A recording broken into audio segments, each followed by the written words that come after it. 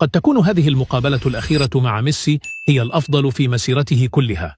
للمرة الأولى تطرق حتى إلى الفيديوهات التي أنشئت بالذكاء الاصطناعي التي تجمعه هو ورونالدو على وسائل التواصل الاجتماعي. لقد سئمنا جميعا من أسئلة المقابلات المتكررة نفسها، مثل: هل ستفوز بكأس العالم مرة أخرى؟ أو هل ستعود إلى برشلونة؟ هذه المرة كانت مختلفة. سئل ميسي عما يفعله في وقت فراغه، فقال إن أنطونيلا لا تسمح له حتى بلعب كرة القدم داخل المنزل، ثم إن نيمار يرسل له كثيرا ميمات مضحكة على إنستغرام. لكن ميسي اعترف بأنه يحب فعلا تصفح تيك توك. قال إنه يضحك كثيرا على مقاطع الذكاء الاصطناعي عنه، ومن بينها فيديو انتشر على نطاق واسع يظهر فيه وكأن الشرطة تعتقله، وكان الشرطي في المقطع هو رونالدو. فما رأيك في تصريحات ميسي؟